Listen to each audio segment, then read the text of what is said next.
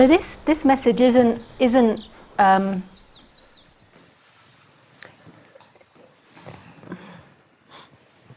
not something that's necessarily easy to digest, because it's basically putting your unhappiness back on you. Now, who is that you? That's a point that we can discuss in a minute. But it's saying that the reason you're unhappy, the reason that you're suffering, is not because of the world. It's not because of what's happening. It's because you see the world incorrectly. If you said that to a lot of people, they wouldn't like that. Because people, funny enough, like to have their problems, even though they don't. Because you can find relief in moaning about your problem, in people giving you sympathy, in attempting to fix your problem. But it's actually, it won't bring you freedom. It might fix the problem, say if you've got like a squeaky door all night that squeaks in the wind, like thinking about how to fix it and how to change that, it might fix it to an extent, but your actual suffering comes from the way you view the world.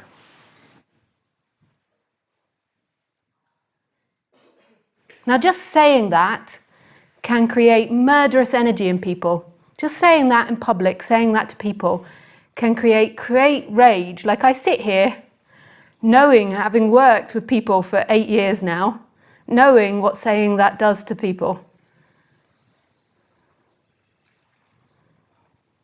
Firstly, they feel victimized by you saying that. How can my problems be my fault? Don't you know it's the world? How could it be my fault? And they begin to feel like it's their fault, and they begin to feel victimized, and that can create lots of rage. Murderous energy comes from the idea of being victim to something. Hate comes from the idea of victimhood.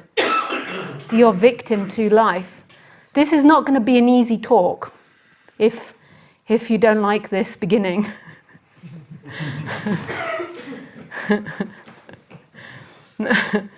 I might have to duck behind my chair a few times.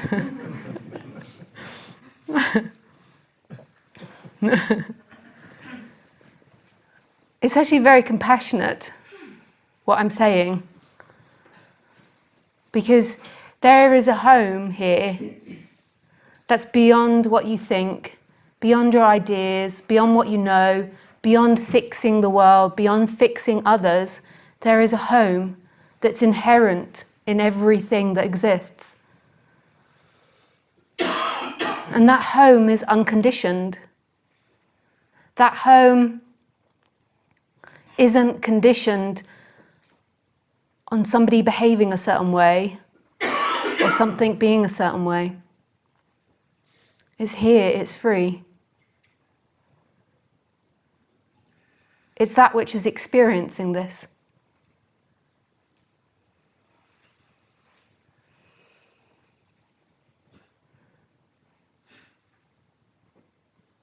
It's right here. And the experiencer isn't separate from anything. And it also contains that sense of being, that sense of I am. And if that is who you truly are, it means that you're the creator of everything.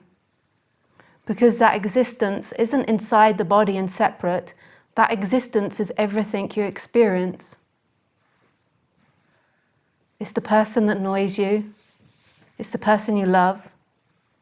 It's the things you like and dislike. It's everything. It's right here. It's so free and wild and creative. And that's you.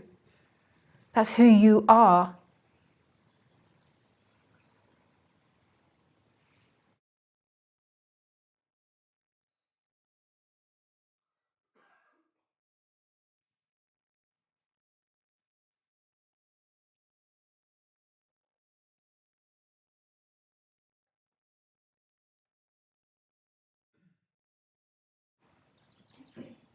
The suffering in your life comes from the identification with the person, and then through that identification with being a person in time, certain thoughts are produced. And those thoughts are out of line with the reality. It's like living in a lie. So the first lie that happens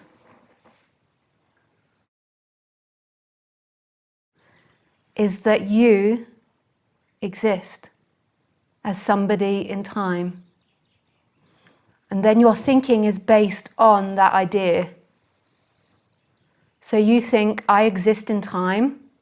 I'm my past actions, my future actions. I'm this body. I was born and I'll die. And through that, there is more and more layers on top that are out of line with reality.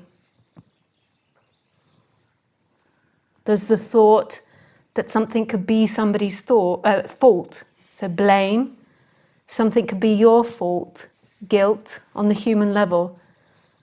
The idea that life is bad, the idea that life is against you, the idea that life is giving you what you don't need or what is bad for you, the idea that life could be different, that others could be different, that you could be more happy if you obtained more objects, that you could be more happy if you didn't argue with people, or if you lived in this peaceful society,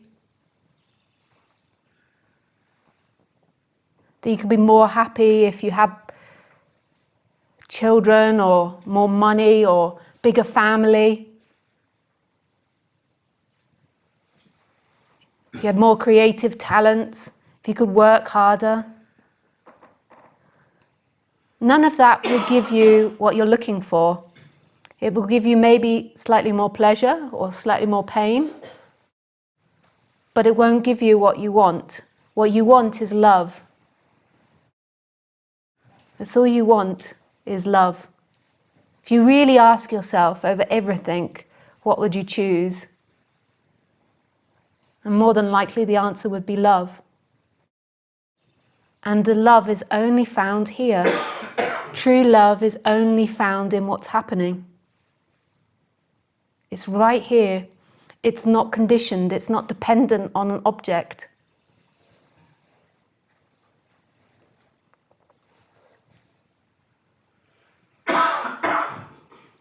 On the human level, you have to see the seeking games in order to help the person relax. If you're lost in hateful thoughts, if you're lost in delusion, like those thoughts I've just pointed out, then you're living in time. You're living too much in the timeline. You're living too much in past and in future.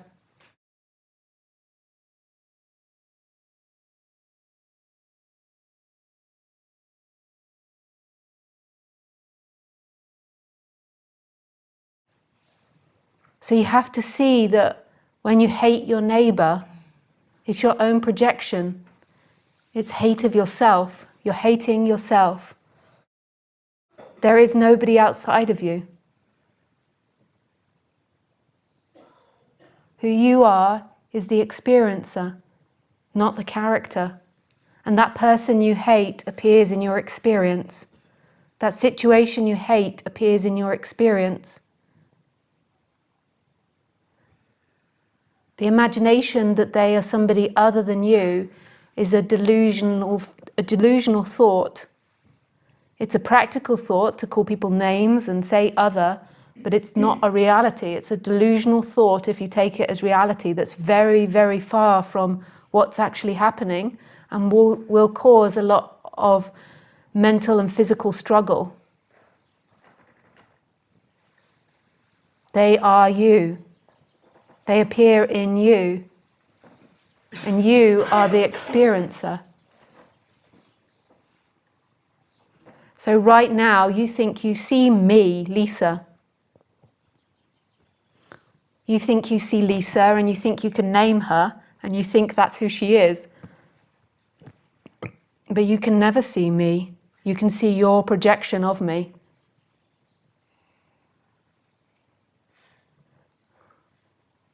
You see your projection of me.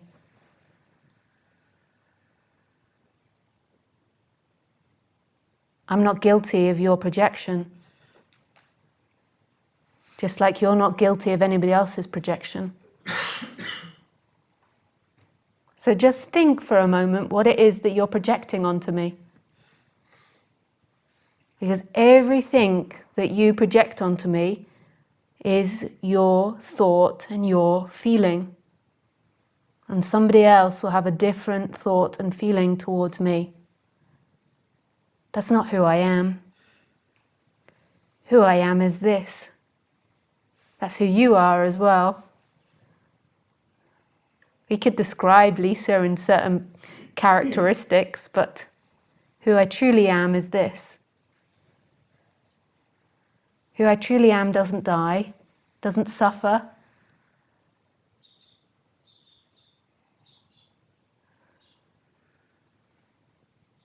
Doesn't love, doesn't hate, doesn't want, doesn't need.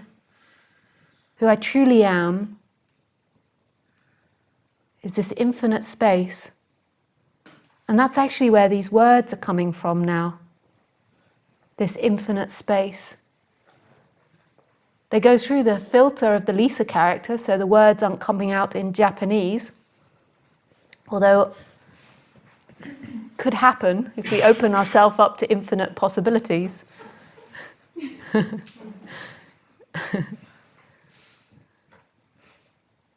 But it's actually coming from the infinite space. Just like the hearing of my voice. The hearing of my voice is not being heard by the you that likes or doesn't like or wants or doesn't want. It's heard by that stillness, by that silence. So that which hears now is free. That which sees me is free. Notice that you only know who I am when you think about me. And then there's feelings that's produced, like other, like you feel like it's other, which makes it seem more real maybe.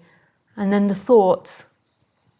So when you see me, you have certain thoughts or feelings about me, and it creates different feelings in the chakra area in the body, and different thoughts, and then it feels like there's distance between me and you, and I'm over there, and I'm somebody in time. That's only how it seems. Who I really am is this freedom. And that's who everybody is. Your mum, your dad, your sister, your lover, your partner, your children. They're this stillness that's always free. You've only ever talked to yourself as that infinite space, and the I am. It's looking through multiple bodies. You've only ever been seen by that. There's been a character and a personality that's been interpreting, but that's not who sees. It's an interpretation machine. A thought cannot see. A thought cannot experience. A feeling cannot experience. A feeling isn't conscious. A thought isn't conscious.